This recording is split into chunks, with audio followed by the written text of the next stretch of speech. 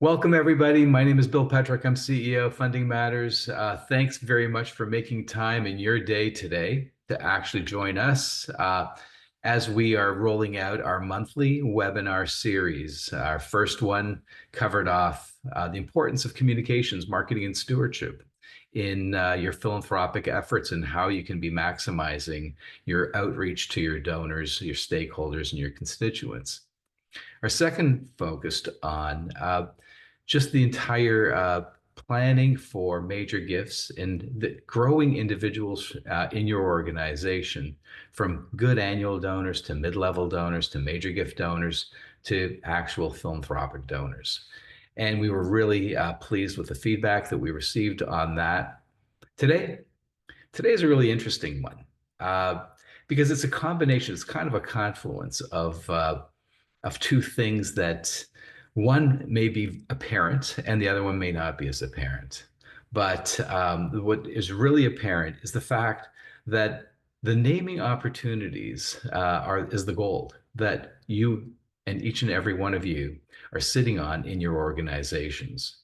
The opportunities to actually bring donors in and have them understand the opportunities and the needs for your organization is can clearly be honored and reflected as part of a legacy for your donors and their families.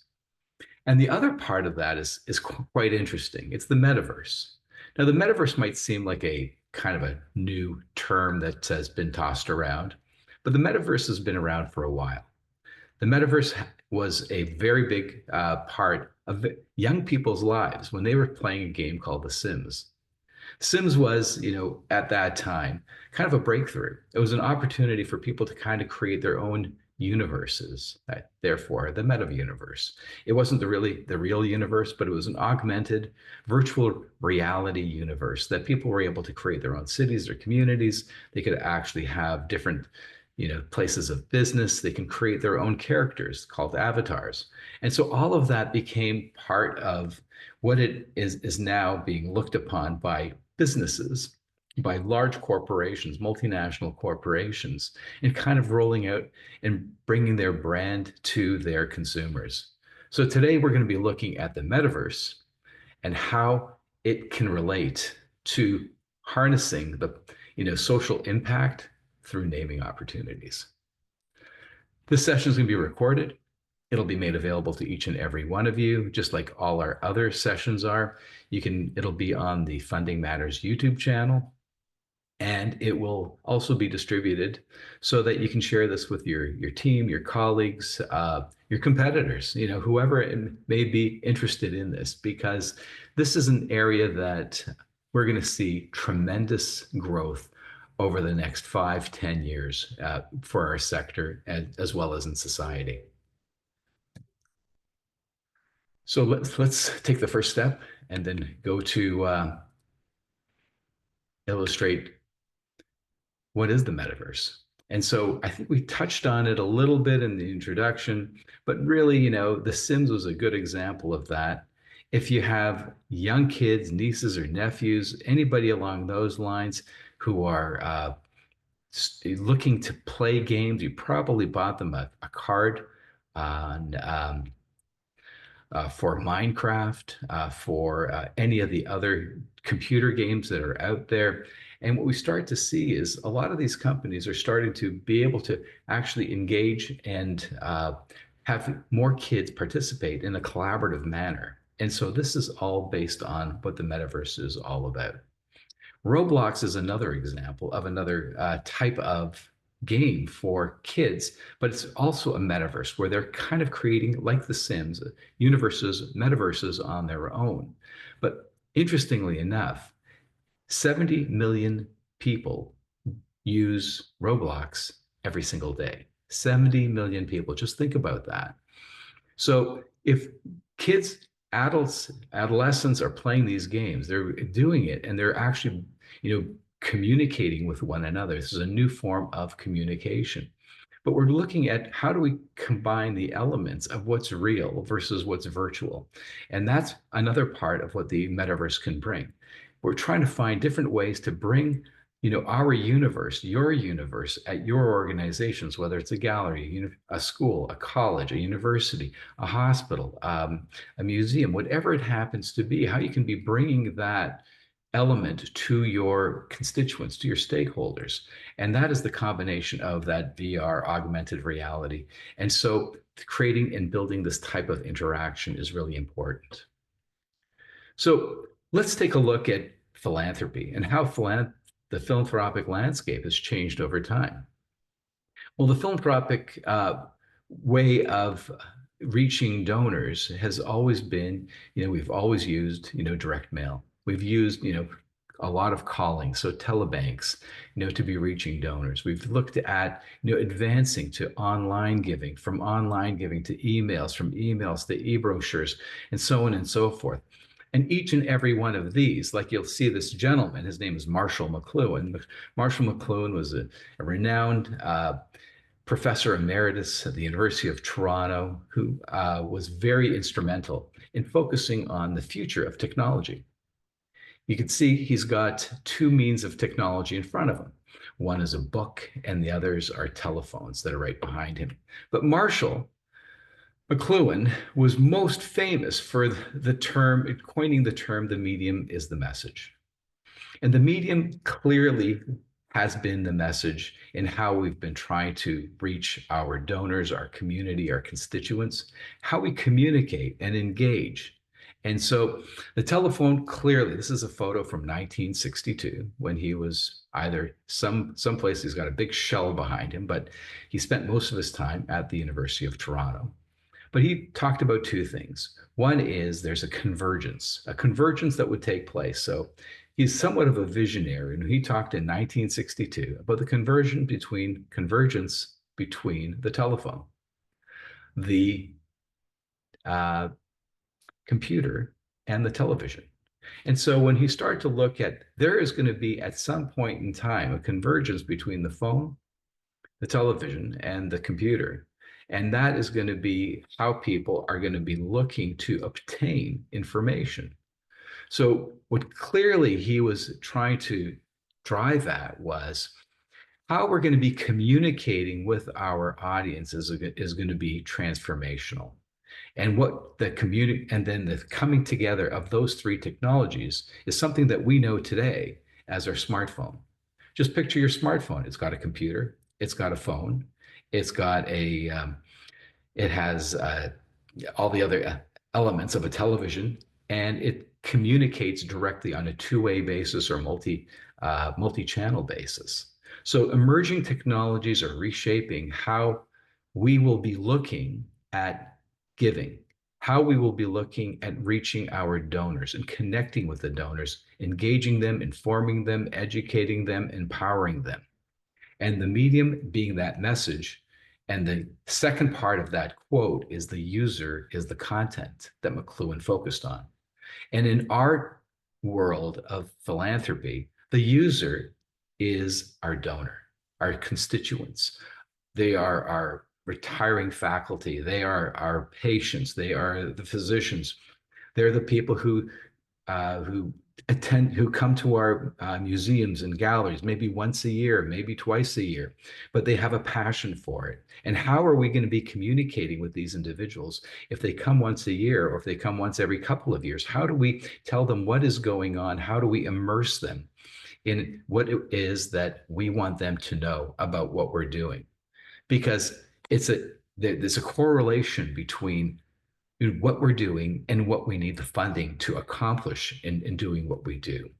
So being able to educate individuals around this, and we want to find a way that not only assists organizations in delivering on their missions, their visions, but also engaging with donors, because we know that engaging with donors can be both rewarding if we do it correctly.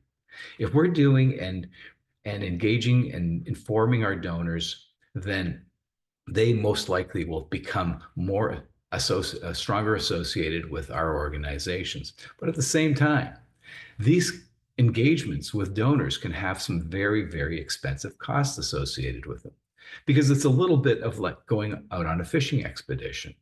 And sometimes we really don't know what the cost is going to be for us to actually secure a donor.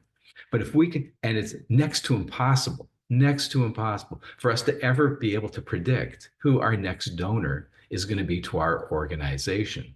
So the idea of being able to create that McLuhan style multi-channel technology to reach donors where they are on their terms. So when you're reaching them on their terms, it's really where do they prefer to receive their information from? How do they prefer to receive it?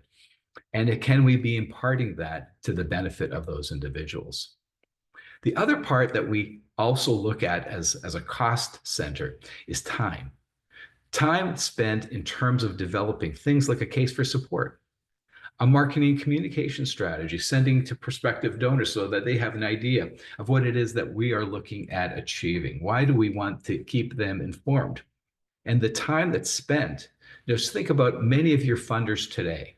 Today is March 11th. On March 11th, a lot of your funders are probably somewhere warm, some maybe on a ski hill, but somewhere that's not in close proximity to where you are as an organization.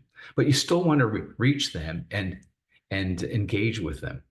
The whole concept of the case for support, I can go back 30 years and looking at all the case for supports that we've developed, all the ones that we've worked on, all the organizations that have developed those cases as well.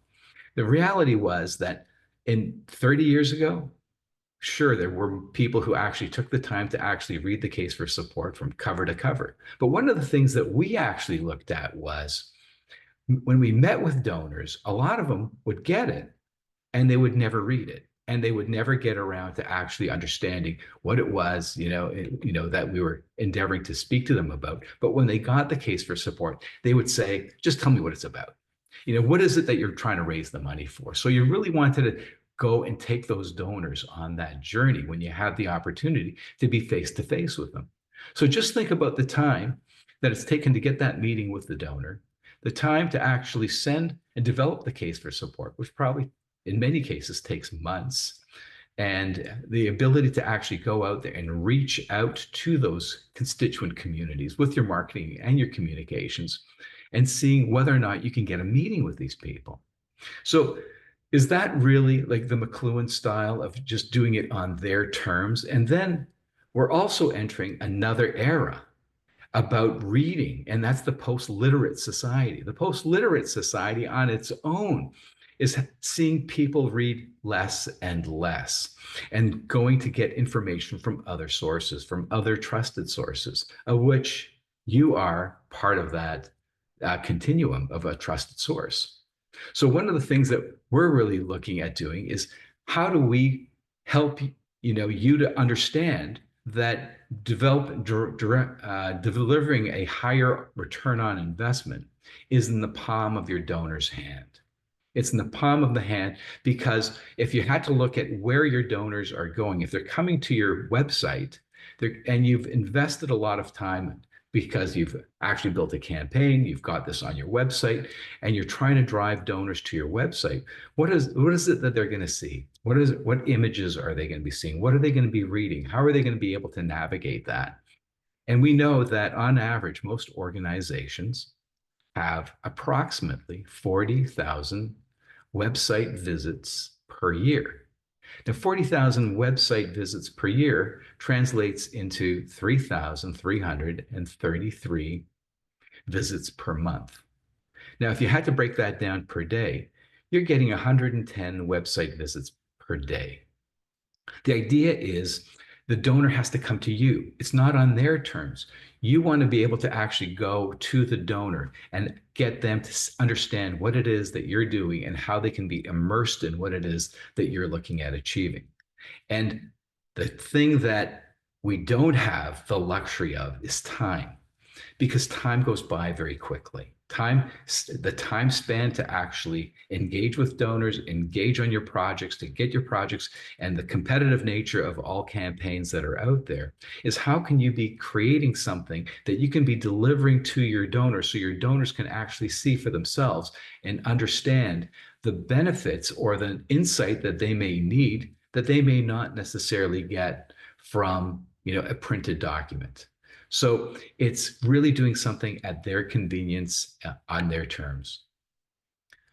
So let me take you through a couple of scenarios. So customer satisfaction, we're always looking at our customers are our donors, our volunteers are our customers. And we start to look at in the business world, and we've sat in many, many meetings, I'm sure all you have as well, where you've had people sitting on your boards, on your leadership teams from the corporate sector and saying, well, why can't you be marketing like this? Why can't you be doing things like we did at our soft drink company or our potato chip company or our whatever else that we're doing that we've done exceedingly well. But the reality is on the business side of things, 56% in the year 2020 anticipated that the metaverse will boost customer satisfaction and retention. That was 5 years ago. So if we start to fast forward to today and start to look at where we're at, that 5 year time span has seen an immense number of major corporations now seeing themselves on the metaverse. And they're seeing that a 94% conversion rate compared to when they didn't have these types of features, when they didn't have an opportunity to be bringing their customers or potential customers on board, became very apparent. And so that was what really started to really stick with our way of looking at things. And that was, who is doing this? Well, look at Nike. Nike is now on board with Roblox. Nike is like part of that 70 million user per day group that have been able to allow their followers, their friends, their supporters, the people who are Nike brand conscious, to actually be able to create their own avatars, buy shoes, buy t-shirts, buy shorts, create a particular look for them. And there's a transactional component to that not only benefits Nike from having that presence on the metaverse, but also having the ability to actually market their products, test their products, and reach their audiences to get that immediate feedback that doesn't exist today for charities. And when we start to look at what, the next brick and mortar retailer is Gucci. So if you really wanted to have a sample of what's going on in the world today with Gucci or the Vault, you can actually have that personal experience by actually going there and creating these beautiful ongoing merchandising malls so that people can actually immerse themselves, see things, create their own avatars, try things on, see what's new, see who the spokespeople are for these particular products within those brands, and then have that personal relationship with that particular product, with that company, and it's a lifestyle. So your lifestyle is that you're educating. Your lifestyle is that you're helping people heal and do research and entertain and educate and engage. And so these are opportunities, because today the opportunity of actually going to a Gucci or going to a military museum or going to a Nike land or going to see what a hospital is planning on building for its MRI, or learning what a gallery is looking at launching as part of its upcoming exhibition, just the way Gucci would talk about what it's going to be introducing for its spring and summer catalog. And you can actually go and experience it. This is the opportunity that each and every organization, this is the leveling of the playing field that would exist for organizations just like yours. And the beauty of that leveling of the playing field is that the cost to entry is far more reasonable than anything else than you could ever possibly imagine. So when we're starting to look at, this is Adidas. Adidas is, and this is really interesting that we pull this example up, because my wife came back and she went for coffee with a couple of her girlfriends this past week. And she said her girlfriend just wore the wildest pants that you could possibly imagine. And they kind of looked a little bit like this. And she said, yeah, they were Adidas and they had these crazy wild floral colors. And she said, how did you find it? She said, I went online, I saw what Adidas had, and I got immersed in it. I wanted to find out where I could buy it. And you know, it was very reasonable. She said it was like $39.99.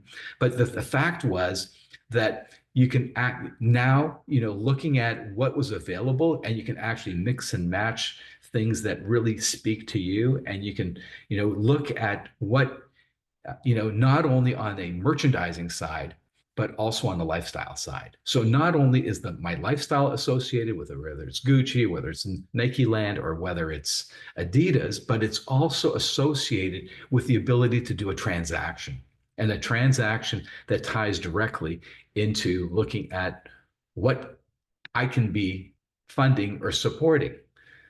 So this is a good guy. He's a super big friend of the not-for-profit sector. He does research like you wouldn't believe. He does hundreds and hundreds of research studies on philanthropy, lifestyle, what drives decisions, and he just does it through this fMRI machine.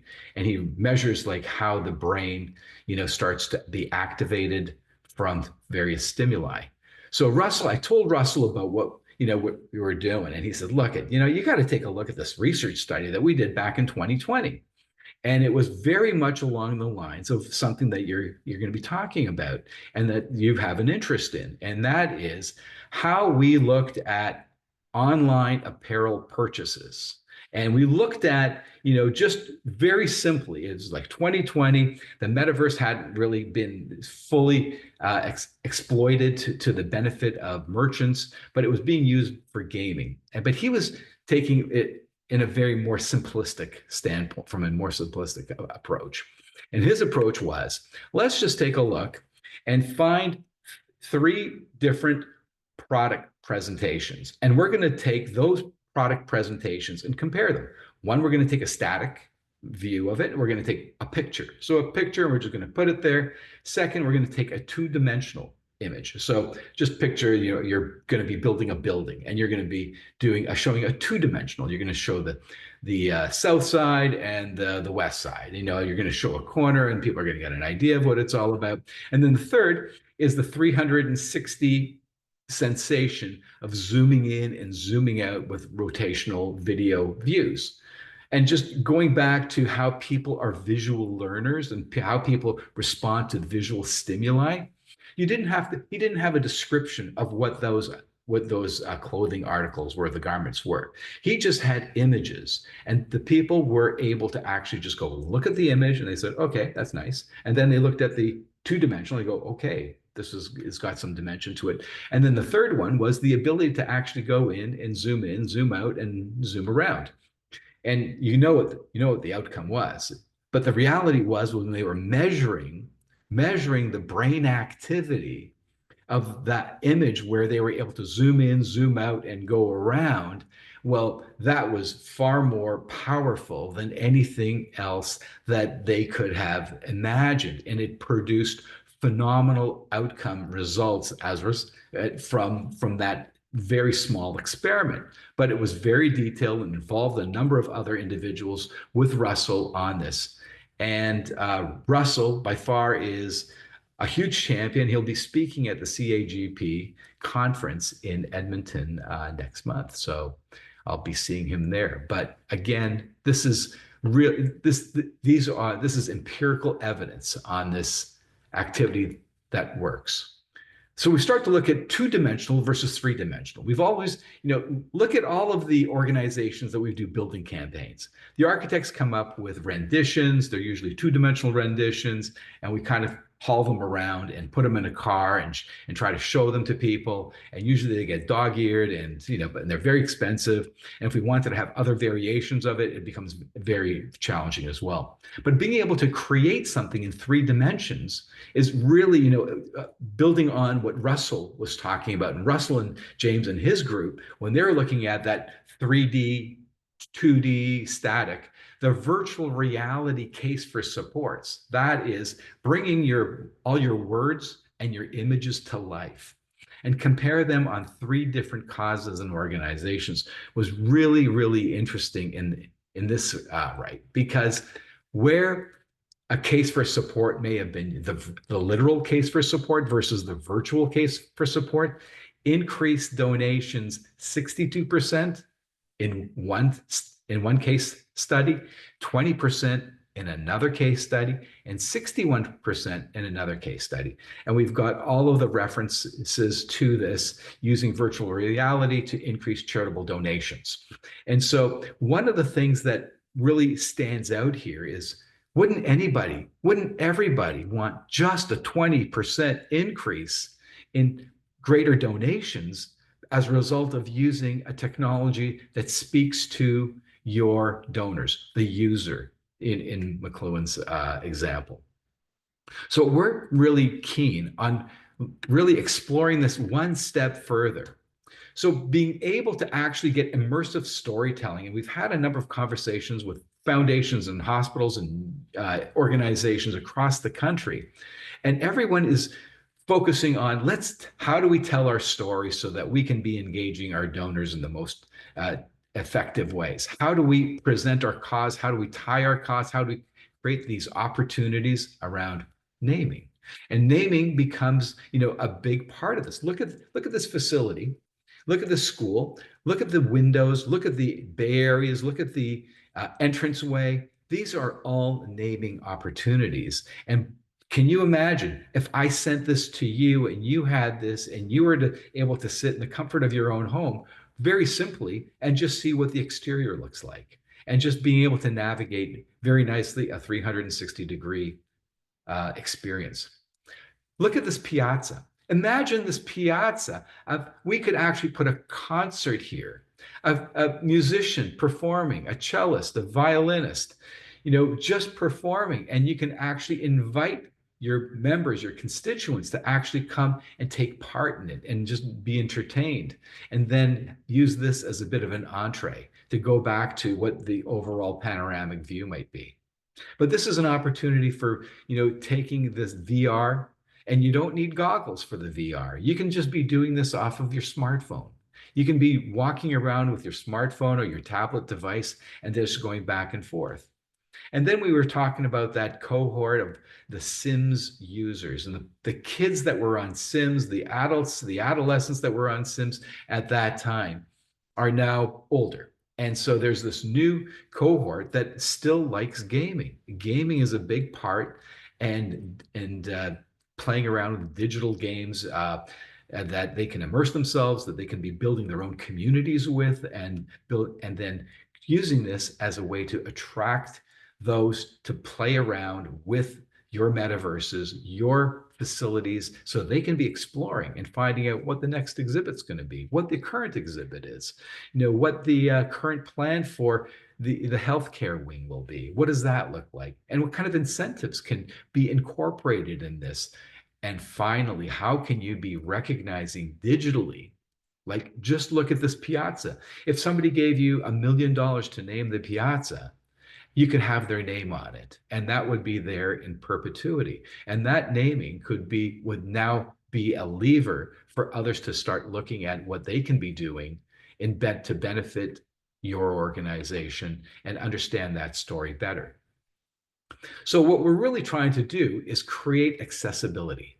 The need for accessibility in philanthropy is very much an opportunity on the metaverse.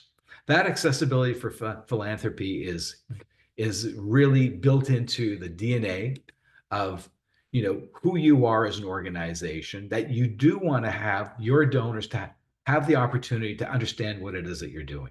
You want to have a better return on investment for reaching out to donors. You want to be able to have the flexibility to actually change elements of this. Imagine printing off 1,000 case for supports, and then you have a typo. Imagine, wanting to update it. You have to reprint them all and throw them all out. I've seen cases and cases of these documents sitting over the years, and the ability to actually do this digitally and change elements of it, update it, highlight donors, get the stories so that people can actually see themselves and see, immerse themselves in this experience and understand that within seconds, they can actually make a donation. They can actually make an inquiry back to you.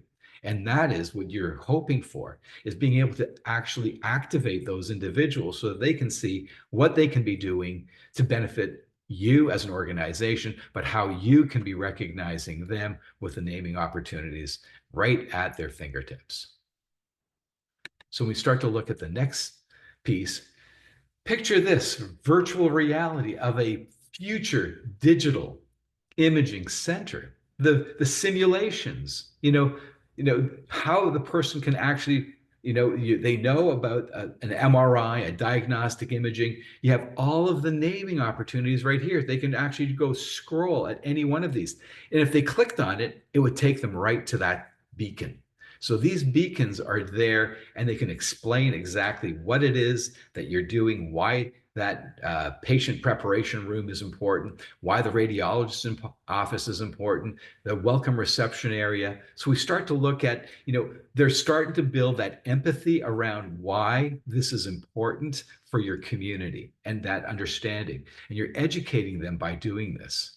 So when we start to look at what the next view would be, they could very easily just go from here and then select, I want to go right to the front entrance. I want to go to the reception area. I want to have that, as Russell James was talking about, I want that 360-degree experience that's going to actually allow me to zoom in, zoom out, and actually zoom around 360 degrees to actually experience what it would be like if I came from the parking lot. And how far would that parking lot be for me to walk across to get to the diagnostic imaging? And how convenient would it be? And then what's this? I've got a donor wall. I've got a potential donor wall that I could be looking at any one of the naming opportunities and click on them and go to those specific naming areas. So here we are, we're in the reception area. And then this augmented reality piece is now I can be walking through here on my tablet, on my iPhone, or I can actually just be sitting at home in the comfort of my home and actually with my mouse navigate my way through. So we're going to actually get this interactive experience by going into the reception area. Now we've come here and there's another opportunity that talks about naming opportunities. Right next to it is the Cafe Bistro. And we start to see we can go over to the bistro, we can see what's there, what's on the other side of the bistro, where does that lead us to? And then we can start to get these experiences from that, because when we click on that heart, the heart then takes you right to that component in your case for support. It's talking about what the reception area is, why the reception area is important. What will they see if they actually, click on, this experience to know what it would feel like to go through here. So I get that benefit. But then I get to the benefit of looking at, anxiety before their scans. Soft, the neutral audio narrative. So the audio narrative could be your CEO, could be anybody else from your organization. Content about MRI procedures, and helping patients understand. And then in less than 60 seconds, you're going to have an idea of why this is important. The lobby features a dedicated area for patients. Screening re-inspired artwork contribute to a tranquil environment. The space is wheelchair accessible and includes a children's play area to accommodate families. Staff members are readily available at a centrally located reception desk to address any patient concern. So you've got the idea of now it's simple to read. It's not a lot of reading, but if I don't want to read it, I can just go to the next. And that next is even that much more impactful because I've got the audio piece that's going to walk me through it. And then the third part is how can I afford it? How can I afford to actually be making this type of a donation? Because it's a $200,000 ask for just the reception. I just clicked on that as the first place that I was going to go to. But if I actually put some numbers in for myself, or you can actually have it pre-populated with information, and the person puts in where they live, so that would be their provincial and their federal tax taxes, then they put in their taxable income, that would be their tax bracket. Then they would select, an option. What would they like to donate? Maybe they'd like to write a check because they're most used to writing a check. But here they might looking at a stock donation. If they took the shares, remember to name the reception is $200,000. Now the 200,000 could be done in one time, could be done over a 5-year period of time, whatever it would be. So if it was done over 5 years, it would be 40,000. If it was done in 1 year, it would be 200,000. But really, very easily being able to input these types of numbers and what did they pay? What was their required cost basis? If it was 125,000, then and the value of it is 500,000, and they were to look at, how much tax they would owe. And if they were to think about making a donation using the shares of the appreciated asset of $200,000, then you're starting to see, how they can look at the affordability. And so when we look at educating, informing donors, what we're really trying to do is educate, inform donors so they can have those conversations with their advisors, with their family. And this is something that the metaverse can be shared with those individuals as well to help move the conversation along. And so that provides the opportunity for creating that human Velcro between yourself and your donor and their advisors and everybody else. So when you compare a cash donation, net cost versus an asset donation, you start to see the benefits of that emerging.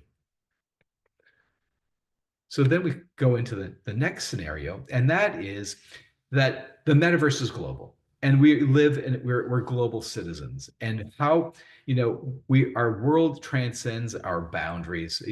We no longer need, and just picture this: you're a university, you're a college, or you're an independent school. In those cases, your geographic boundaries are global. You're trying to attract students from around the world. If a student lives in India, or if they live in China, or if they are in another part of the country, or if they're in another part of the province, and they're interested in having a tour, what a great way. Not only is it to build the metaverse so they can actually experience campus, they can get there because this is their world. These students, this is the way they look at things. They seek things like this out. Their parents will seek things like this out to make it convenient for them so they can actually see. They love to see what the athletic facilities are like.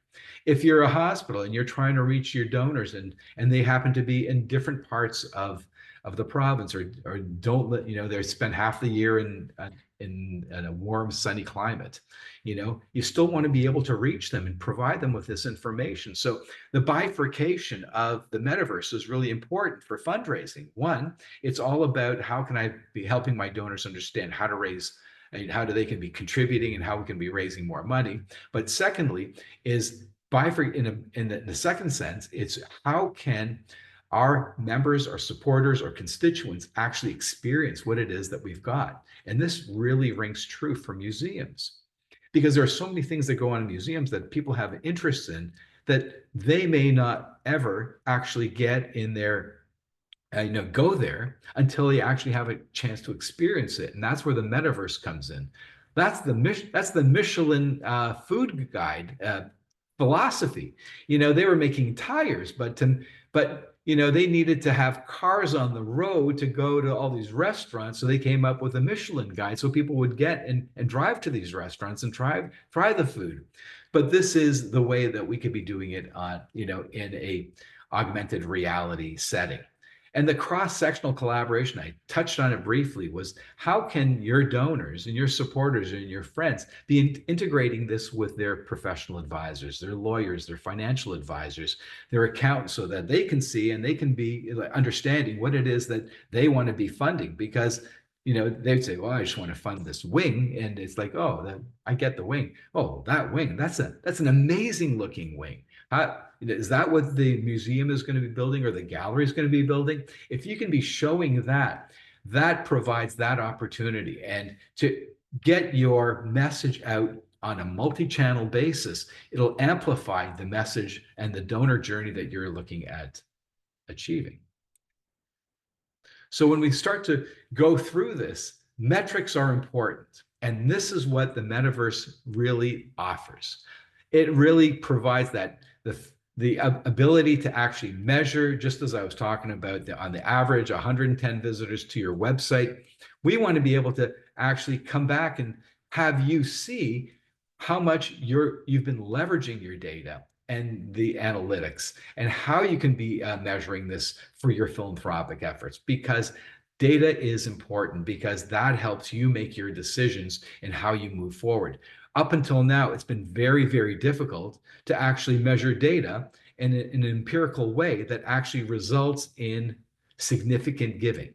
And so this is a way, because we could be measuring how many visits are, how many people are going to the reception, how many people are going to the MRI, how many people are going to the MRI waiting room, how many people are going to the museum wing or the exhibition, or for the university, the lecture hall, that, or anything else that's there. So these are the opportunities that present themselves. And I think this is an exciting, exciting period that ties in the naming opportunities with the ability to do digital outreach. And we want to do is bridge that digital divide, narrow the divide, because it's happening as we know it. It's happening with commercial entities. It's happening with brand names. It's happening with social influencers. But we're also seeing it because you have a brand name. Your organization is a brand. Your organization has merchants and has relationships with stakeholders who are your donors, who are your volunteers, who are your grateful patients, your retired faculty, and people in the community. So you have that, just like the big brand names do, just like a Nike, just like a Gucci and an Adidas. You have that ability to actually market what it is that you've got. And what you've got are physical assets that have the potential for large scale naming opportunities. And to do this in a very seamless manner, that you're not collecting data, you're just collecting information in terms of hits and visits and repeat visits, is really important, because you could actually take a look at the ISPs. You can be taking a look at other attributes of where that ISP came from and what device was used around that. So there are different pieces of information that you can glean from it without actually getting into any data privacy concerns. So as we look at this, the future is going to be on the metaverse. It's going to be how you create your metaverse. It's how you project yourself. It's how you send your message, how you engage your constituents. We always talk about how are we going to be integrating the millennials? How are we going to be integrating them into our fundraising? Well, the millennials are getting older. They're investing. They're doing well, and they're going to be looking at this. The people who are the boomers are deeply involved with technology, and how technology can be benefiting them, and how you can be benefiting your supporters. And then with people in their 80s and 90s, I have to tell you, I run into many people that are very comfortable and are happy with their smartphones. And you know what? We have 33 million smartphone licenses in Canada. So it's telling you that it's ubiquitous right across the country. And if you can be providing this to people in the palm of their hand, you're going to be able to build a long-term relationship, and in a shorter time span from where they're at, what they need to know in terms of information, education, empowerment, to get them to become a donor. So what we've really tried to cover off is the importance of technology and how technology plays an important role. And I'd be happy to answer any questions from any of you, but I'm really pleased that you were able to join us for this session. And we're really looking forward to next month's. That'll be the power of planned giving, or powerful planned giving. So